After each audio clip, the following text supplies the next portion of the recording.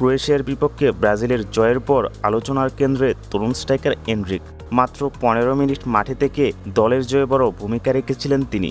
Match শেষে coach Carlo আনচেলত্তিও তাকে নিয়ে ইতিবাচক মন্তব্য করেছেন। রিয়াল মাদ্রিদে নিয়মিত সুযোগ না পাওয়ায় গত ১ বছর জাতীয় দলে অনেকটাই আড়ালে ছিলেন এনরিক। তবে লোনে ফরাসি ক্লাব লিওতে যোগ দেওয়ার পর থেকেই ফর্মে ফিরেন তিনি। এই ধারাবাহিকতায় ক্রোয়েশিয়ার বিপক্ষে ৭৬ মিনিটে বদলি হিসেবে মাঠে নামেন এই স্ট্রাইকার। মাঠে নামার কিছুক্ষণের মধ্যে একটি পেনাল্টি আদায় করেন, যা থেকে ব্রাজিল দ্বিতীয় গোলটি পায়। এর ঠিক ২ মিনিট পর গ্যাব্রিয়েল মার্টিনেলিকে দিয়ে তৃতীয় গোলটি করিয়ে দলের জয় নিশ্চিত করেন এই স্ট্রাইকার। ম্যাচে তার এই সরাসরি আক্রমণাত্মক খেলার ধরন নজর কেড়েছে কোচিং স্টাফদের। ম্যাচ শেষে সংবাদ সম্মেলনে আনচেলত্তি এনরিককে ব্রাজিলের ভবিষ্যৎ হিসেবে উল্লেখ করেছেন।